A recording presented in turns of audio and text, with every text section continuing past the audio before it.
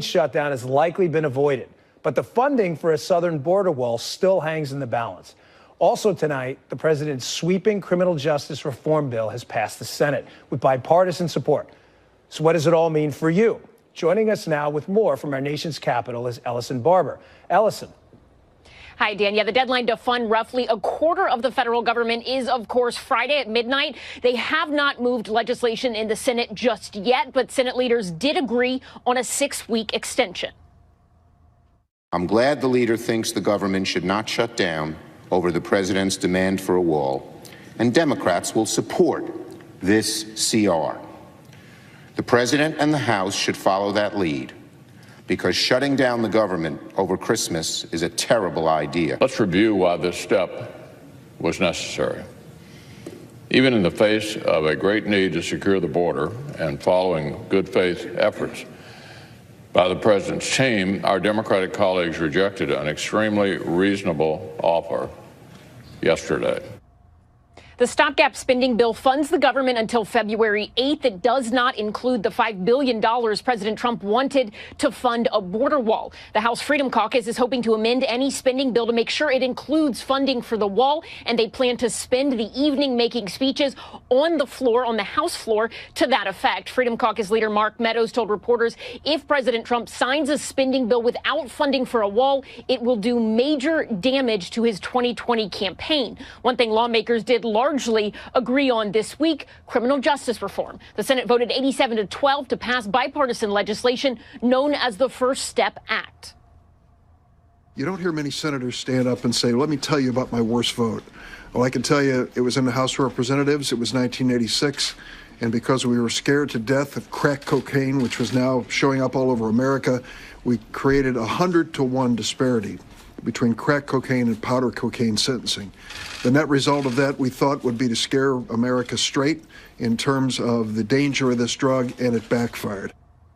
If this becomes a law, roughly 2,600 federal prisoners sentenced for crack cocaine offenses before August 2020 can petition a judge for a reduced penalty. Judges will have more flexibility and discretion when sentencing some drug offenders. And for some drug offenders with 3 strikes, it will reduce life sentences to 25 years. Republican Senator Tom Cotton was one of the most vocal opponents of this bill. He says it threatens public safety, and he said he is disappointed amendments that he proposed were not included in the Senate version. The First Step Act is expected to pass the House, and the president is expected to sign it.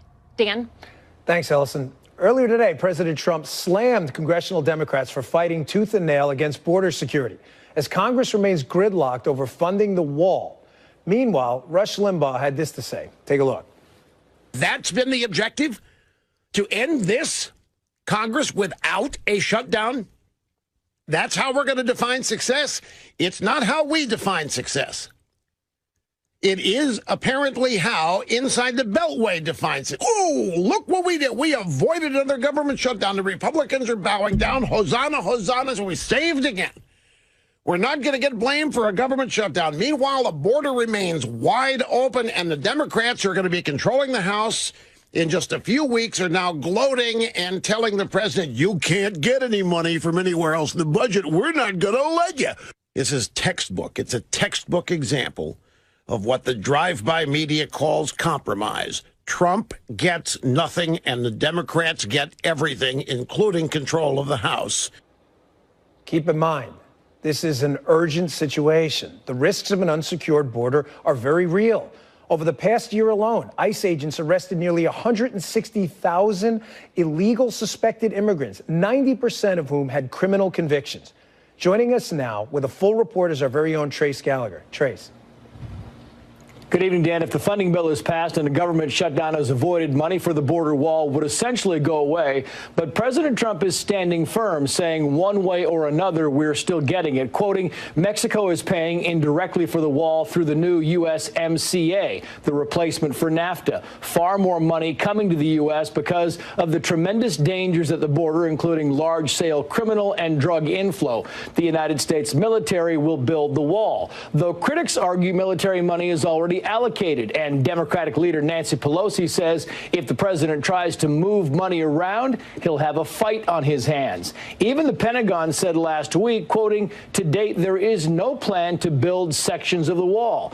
And yesterday, Press Secretary Sarah Sanders seemed ready to look elsewhere for money, saying the president has asked his cabinet secretaries to look for funding in their budgets and that the administration is, quote, looking at other options. Meantime, Immigrations and Customs Enforcement, or ICE, has released its fiscal year 2018 report. And along with the astounding fact you noted that 90% of illegal immigrants arrested by ICE have criminal records, the report says nearly 400,000 people were booked into an ICE detention facility, which is an increase of 22.5% over 2017. And the number arrested and detained by Customs and Border Protection went up by 32%.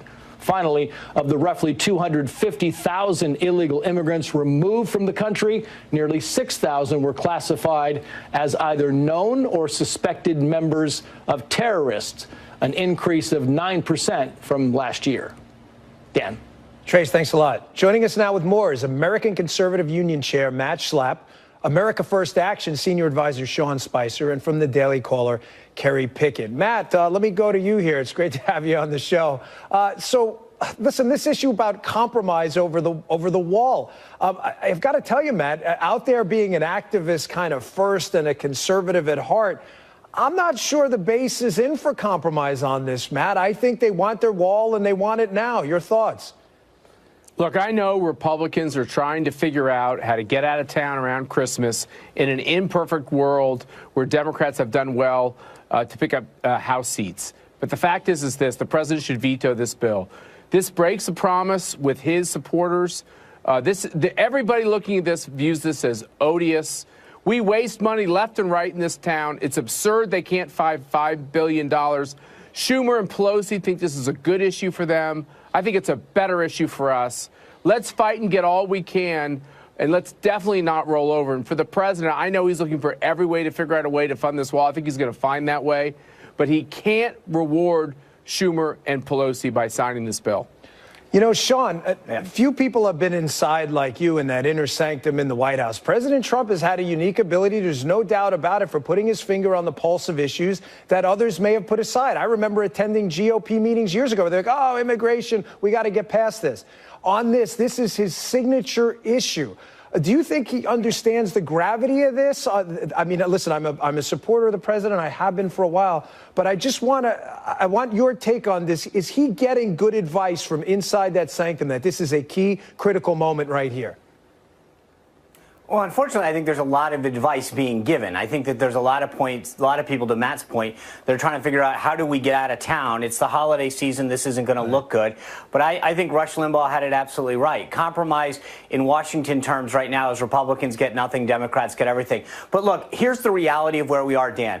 This is a political fight. 54 Democrats in the Senate under Barack Obama voted for a lot more than we're getting right now. They were on board on this. The reason they're against it is because Trump's for it. This is what I think that we've lost, though, is control of the narrative. We're talking about fighting over a wall. We've got to stop talking about fighting over a wall and talk about national security, human trafficking, drugs coming over our border. We've got to start talking about the implications of a porous border as opposed to a physical structure. Because right now, they know that they're winning the messaging war over this is what Trump's for and this is what we're for. But we've got to get back to the fact that this is a national security issue, that there are women and children being trafficked over our border, and that this is a massive flow of drugs coming over our border. We've got to get back to reminding people what's at stake here. Yeah, no, I agree. I mean, Chuck Schumer's desperately trying to make this about border security without a wall, which I don't think is possible. But, Kerry, I haven't seen the base on fire about this in a long time, about an issue, maybe since Obama. Well, I take that back. Maybe Kavanaugh. People were fired up about Kavanaugh, too. But this border funding wall issue, I mean, Twitter is great. It's like one big, huge town hall. People are on fire. Yeah, it's not always the greatest town hall in the world. But people are on fire over this issue. This is essentially the Trump MAGA agenda. Are you sensing the same thing out there from your sources? Absolutely. And keep in mind, Dan, this thing, as far as you have a number of Republicans who are saying, well, the reason why we can't get this border funding is because all these Democrats are being obstructionists. Yeah, sure, the Democrats are being pains in the necks, but remember, Republicans from the very beginning could have started the process of budget reconciliation from very early on. Brad Burns, over in Alabama. He's a congressman there. He started the process in the lower chamber, but the Republicans there didn't want to take up his bill. The Republicans in the upper chamber didn't want to start the process there. So it really makes you wonder whether or not the Republican leadership in the upper chamber really wanted to get border funding, because they could have gotten the process done very early on. And I asked a number of members, I'm like, hey, why didn't you get the border funding done through budget reconciliation early on? And they just didn't want to answer that question. Yeah, Matt, what's the deal with this? This is like the first lame duck in U.S. history session where the majority party passes a bunch of minority agenda items. Why didn't they do, right? Sean, I see you laughing, Sean. But Matt, why didn't they, what was the GOP leadership not doing last week, taking up this bill when they had the votes? Why are they letting this president down? It's not like it's a mystery he's want to build a wall. Dan, I agree with you. Pre-Trump, Republicans believed that having spending fights was a total political loser. It's one of the reasons why we are in such a terrible position with our debt and deficit. They believe that it just makes Republicans look callous. Having these fights, we don't gain anything, so just get out of town. And during the Trump era, there's been a rethinking about all these questions. In the last shutdown, as you'll remember, the Schumer shutdown, we actually won that shutdown. I think Sean Spicer is right. If we look the American people in the eye and say we need to secure our southern border, you should only come into this country a legal way. We shouldn't let liberal judges get to determine if you get to stay forever and ever and ever just because you're waiting for your first hearing, which you most likely dodge. We ought to secure our southern border. I think the American people will stand up for us. A shutdown doesn't mean you get all you want, but you send a message to the liberals that you're going to fight for every inch of territory. That's why it's critical for the president to not sign a bill which is a white flag. Yeah, I hope he doesn't, and I hope that some good people are getting in his ear. Sean, your thoughts? Dan, I will say this. What Matt just said is important. For 20-plus years, since 1994, Republicans have always had shutdowns go against them. They shut down the government and they lose the messaging war. The last time this happened, Matt reminds everybody, the Schumer shutdown, we finally won one because we were right on the issues. We were right on the policies, and we're right now. We're against human trafficking. We're against drugs coming over our border, and we're for making sure that we protect our country and its people from those people who may be coming in here with nefarious reasons. We're right on this issue. This is a fight worth having. Yeah, this is a live picture, by the way, of the House floor, the House Freedom Caucus, fighting for some funding for the budget. Well, Kerry, final question goes to you here. You know, it's interesting when the Democrats fight for their initiatives, the liberals, they lose elections. You know, Obama got all this stuff passed, Obamacare, and essentially outside of Obama, they wiped out the Democrat Party, right? Republicans lose elections, however, when they don't stand on principles. Do you see this as one of those real make-or-break moments for 2020, this border wall fight? Absolutely. And this, once again, goes back to what I was just saying, because it appears that you have a number of Republicans who are concerned, particularly in the upper chamber, because now you have Republicans who are on the defense right now in the upper chamber who are thinking, I got to be careful with my votes. I got to be careful with where things are going because, you know, perhaps over in Texas, for example, you have John Cornyn. He just saw just how close that race was between Beto O'Rourke and Ted Cruz. And he's thinking, I got to be careful, too. So this is one of those things here where watch the upper chamber Republicans. It's not going to be the way it was once before. Yeah, you know, it's interesting. I just saw a Gallup poll. They had the top two issues. Number one was government on their mind, like big government. And secondly was immigration. So I think Trump has his finger on the pulse again of this issue. All right. Thanks, guys and ladies. Appreciate it. Coming up, Loretta Lynch testified behind closed doors on Capitol Hill today. Catherine Herridge will join us with a full report on what went down as Hannity continues. Stay with us.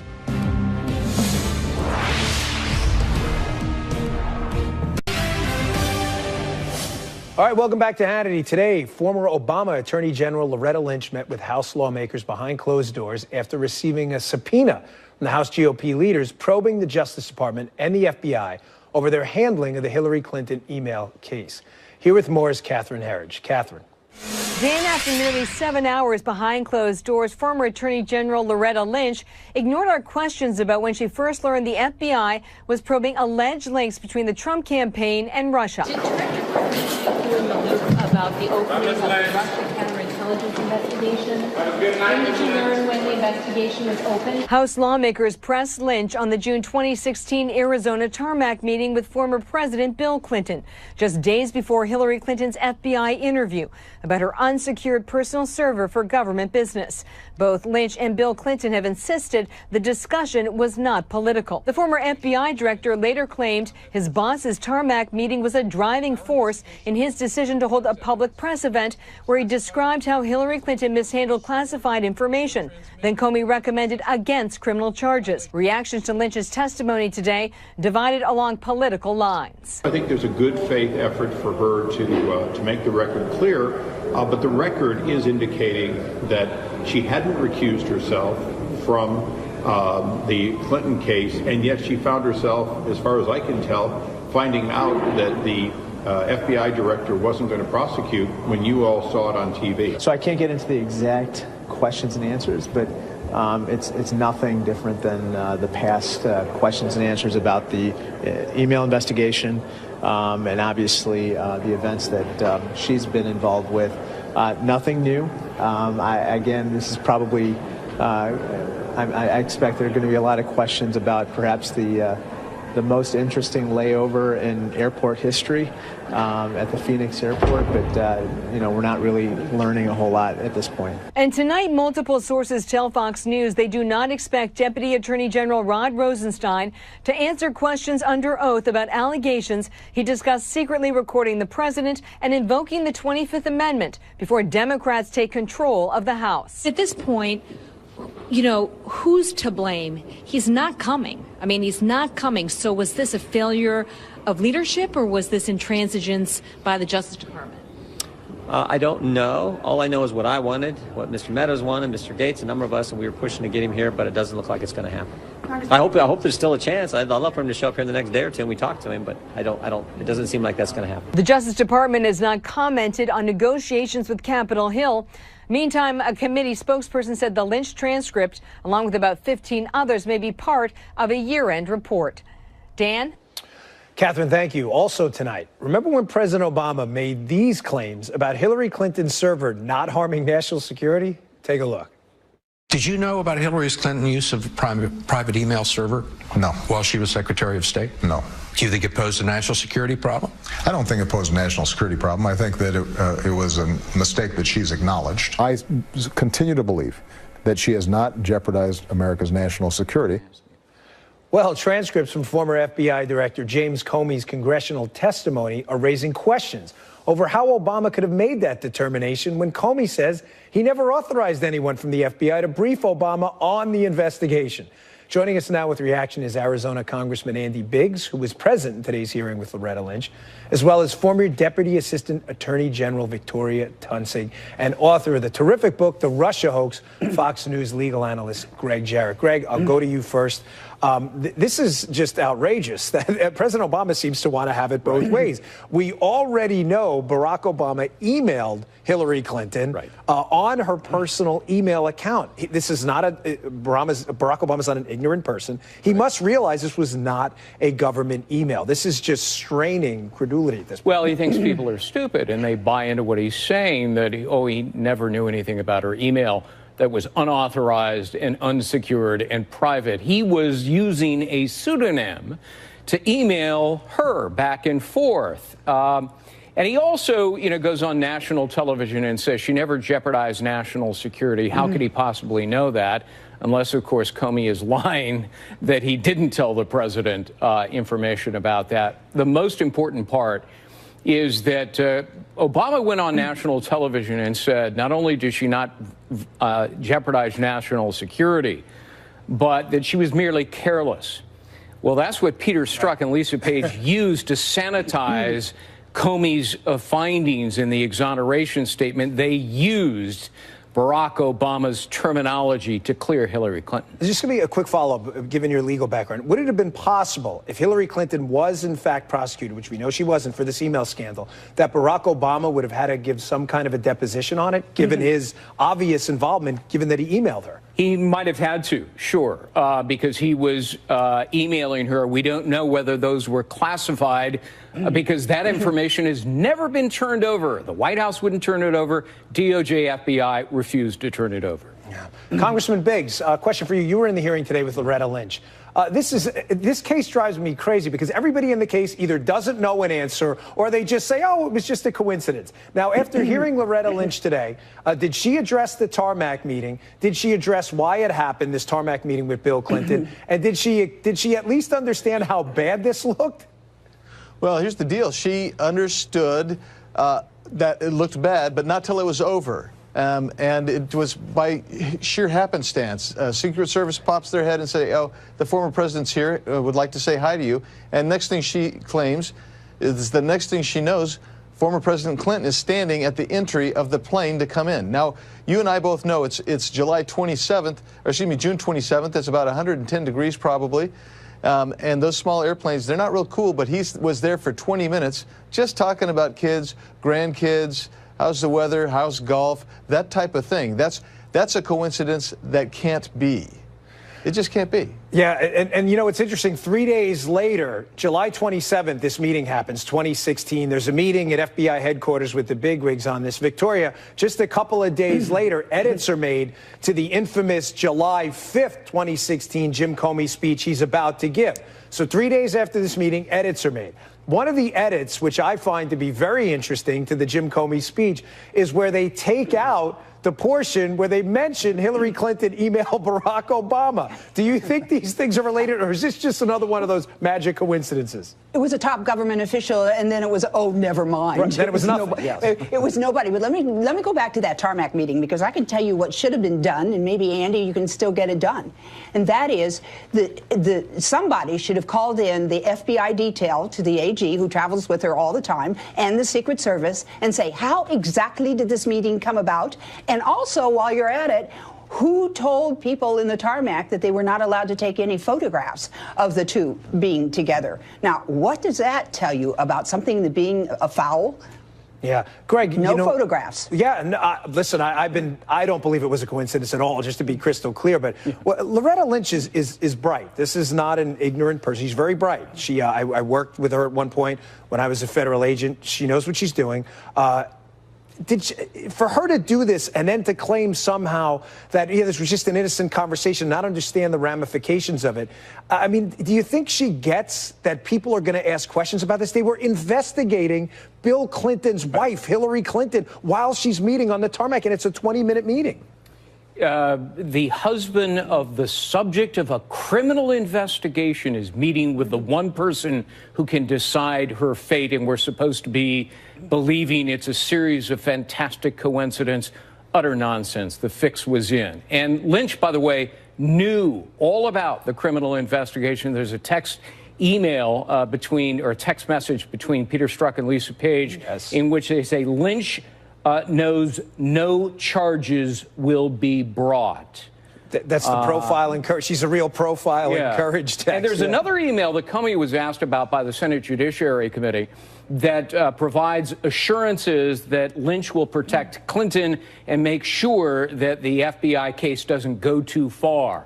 Comey refused to answer that question, and it remains unanswered and classified to this day. Congressman Biggs, so the Department of Justice and FBI have parallel tracks to verify information used in the FISA court here. Did Loretta Lynch address at all during the hearing today her absolute failure as the Attorney General to make sure the information in this hoax dossier was verified? Did she address this at all? I mean, we now know it was pretty clearly a hoax. Well, two points on that. First, she said she never reviewed any of the FISA warrant applications. That's point number one, which I find incredible or odd in a sense because of the high-profile nature of the case. And then the second thing is she basically didn't know anything about the dossier. She said she never heard of the term dossier at all until it started becoming public. Victoria, one last question. Do you think there's going to be any accountability for this? I mean, the procedure for verifying this information, this Woods procedure, before it's brought into the FISA court is documented. Do you think anybody's going to be held to account for putting this hoax document in front of a federal judge? If we get Bill Barr in as the Attorney General, I think it will be addressed. And by the way, Rod Rosenstein also didn't quite read it, although he signed the application to FISA. Yeah, I hope so. I hope John Huber is looking at this as well. Oh, yeah. Find him. He's on a missing milk carton. Listen, a man can hope. That's all I've got at this point. What else? Okay. I got to stay optimistic. Well, thanks a lot. We really appreciate it. Thanks, guys and ladies. Right. Coming up, outrage after a former Green Beret was charged with murder for killing a suspected Taliban bomb maker. Up next, the wife and father of Matthew Goldstein will join us. Don't go away.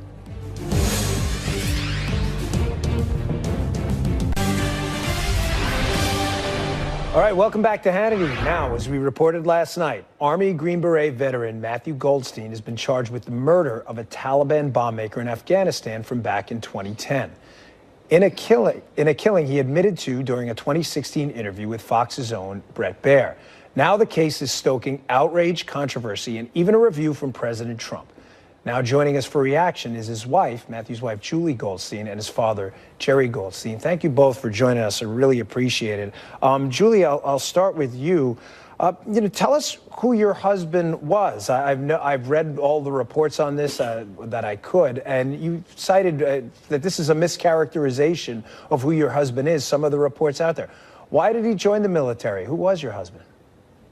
My husband joined because he went to West Point and started his career there. I was not with him in the early parts of his military career. But I'll tell you this about his service. To hear him talk about the men that he served with and the men that he commanded, it melts my heart to hear him talk about what those times and what those people meant to him. And it is so nice to hear those people who have served with him also support and defend him. Yeah, I remember at my time in the Secret Service, there's a real esprit de corps. With the military individuals I worked with were just the best of the best. Mr. Goldstein, there have been 8 years of this and 2 investigations. A tribunal cleared Matthew. What do you think the incentive was to go after Matthew again regarding this 2010 case? Well, I really can't speak to that myself. I really do not know. It's very confusing. I just know it's one of those things that we as parents have always kept in the back of our mind as he was at West Point and then being deployed. What's it going to be like when he gets back? And obviously he's had a great career in the service, serving our country in a very positive and honorable way. He's a man of great integrity. And to see him come back and this trial, after being acquitted one time, starting again is very, very disappointing. Julie, what's this been like for your family? I mean, we can only imagine how traumatic it must be, but especially given the fact that, people like Bo Bergdahl in that case, the family got a rose garden appearance there. I mean, how must this feel for you right now going through this again? This has been disruptive, traumatic to our home and our extended families. Matt has a son in middle school. We have a newborn. We are trying to move on with our lives, and it has been extremely difficult. But we are doing it. And when you bring up people like Bo Bergdahl, who is walking around free, it is amazing to me that someone like Matt is under fire for doing his job. And last night on this channel, Colonel Hunt explained that if Matt hadn't taken the action that he did, he could have been charged with dereliction of duty or misbehavior before the enemy, which is actually what Bo Bergdahl was charged with. Yeah, Mr. Goldstein, what message do you think this would send? I mean, this was a bomb maker, an Afghan bomb maker, a Taliban bomb maker. What message do you think this sends to future recruits in our military if Matthew is in fact prosecuted, especially after, as I noted here, being cleared already by a tribunal here? I mean, this has to have gone through your mind. Oh, it's been on the top of our mind for many, many years right now, and it's really sad. I think it's going to really impact the quality of people that may be coming into the military over time. It doesn't give a lot of confidence for someone coming in and doing the jobs and tasks that these men have been assigned to and given responsibility over.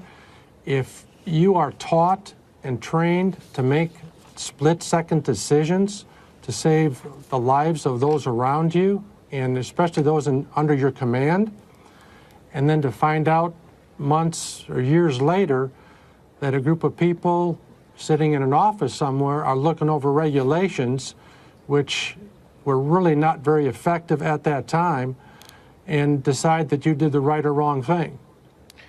Julie, Jerry, Godspeed to you. Thank you very much for joining us. Thank really you. appreciate it. We'll be following Major Goldstein's case closely. Also Thank developing you. tonight is that President Trump says the U.S. is preparing to withdraw its forces from Syria.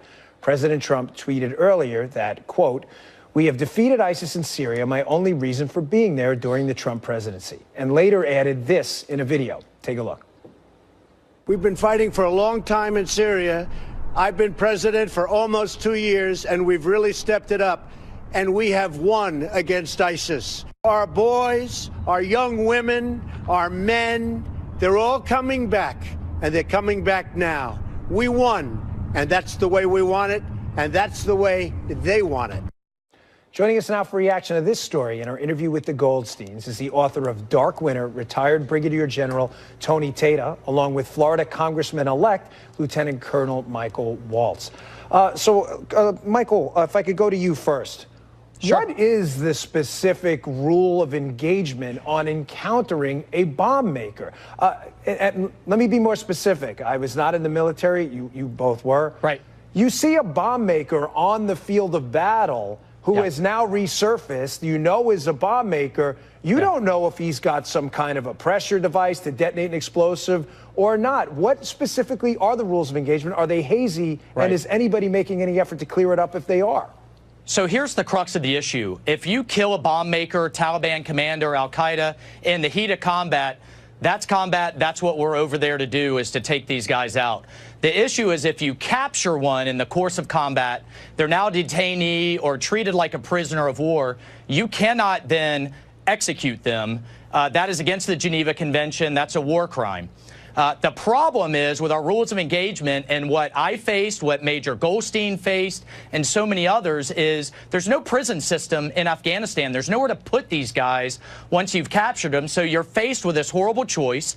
Either you release them knowing they're going to kill every Afghan that worked with you and helped you and go back to killing Americans, or take matters into your own hand, which you can't do, because getting them over to Guantanamo Bay or getting them somewhere to a prison system that doesn't exist in Afghanistan isn't an option. And my point is, this dilemma, this flawed engagement strategy is happening right now as we speak, and it needs to be fixed because men and women are out there having to make this horrible choice every day right now.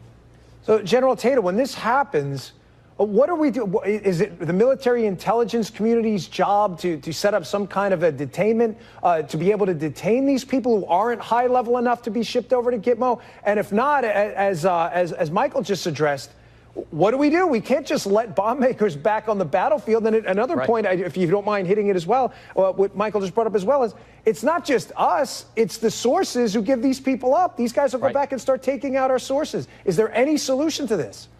Well, Dan, to answer your first question, what do you do when you encounter a bomb maker on the battlefield? Is you kill them or you capture them, and then you interrogate them. And then your second question is specifically, did we have field detention sites in place for the Battle of Marja, the biggest battle to occur in Afghanistan ever, and had the command taken the necessary steps to make sure that there were military intelligence interrogators on hand to handle the detainee flow that they knew would occur from this battle? And the answer is no. It was a huge military intelligence failure. And let's take a look at what was happening at the time. Bradley Manning was given selling WikiLeaks. You had Bergdahl that was already in captivity with the Taliban. You had McChrystal that had requested another 50,000 troops or so, and Obama was taking his sweet time and deliver them, had not delivered them yet. And so they were under-resourced. Right. Military intelligence community had not positioned a field detention site. And Major Goldstein should have never seen this individual again. He should have been able to turn him over to interrogators. They should have interrogated him. And he was a threat to U.S. forces, and he had intelligence value, and he should have been processed up to Bagram Theater Internment Detention Facility.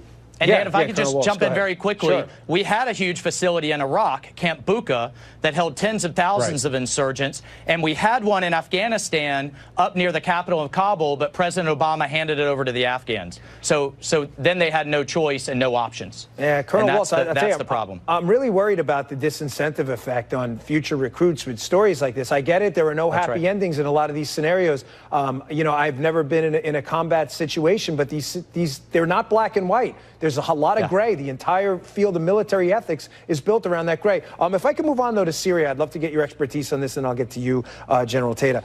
This Syria situation, there's a real delicate balance over there between the Kurds, the Turks, ISIS, our war. This is another one of those situations where there's no yes or no answer. Your opinion on President Trump's action today to start to remove our troops from Syria? Well, I agreed with this policy just a few months ago that we need to stay engaged as long as Iran is there right on Israel's doorstep. So we need to look at what happens if we just pull the soldiers out. You have ISIS that can reconstitute. You have Iran running amok. You have Russia running amok. You have Iran that could attack Israel. You have our Kurdish allies that are going to be hit by the Turks in the north. And then even if you do think we should just pull them out regardless of all of those consequences, we should have gotten something from Russia, Turkey, and Iran for it as a concession. So those are my concerns with this pretty sudden change in strategy. Okay, thanks a lot, gentlemen. I really appreciate your expertise. Thanks for coming on. Really appreciate it. The First Lady's under attack, unbelievably, yet again. This time, Vogue is attacking her Christmas card. Yes, a Christmas card. We'll get reaction next.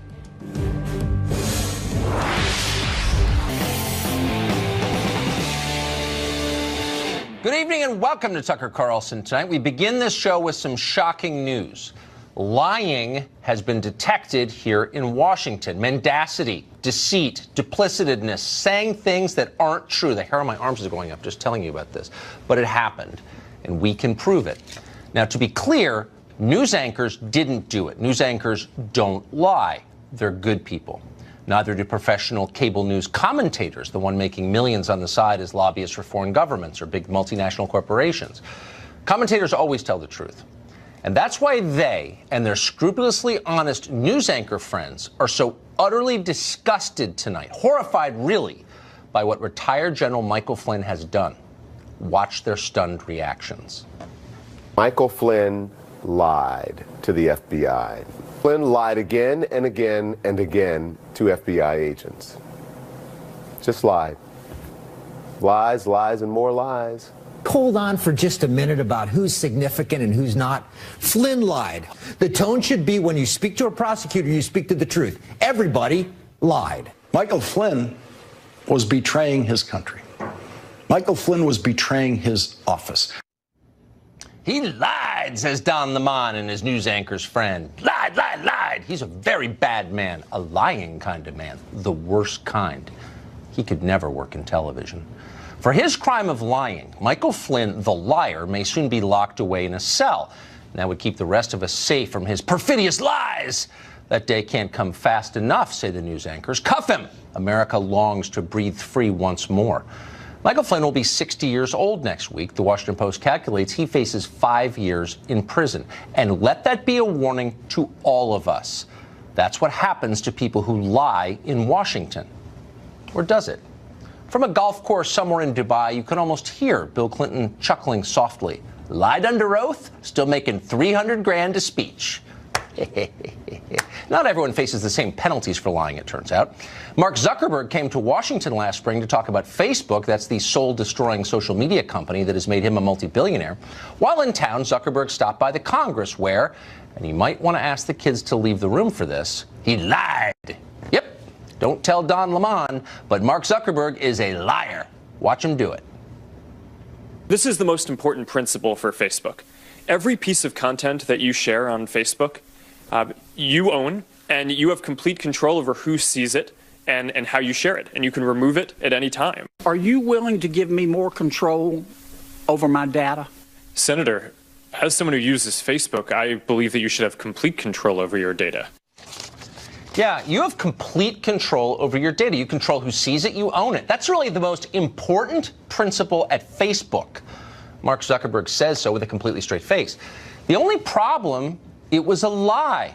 Sorry, kids. According to a piece in the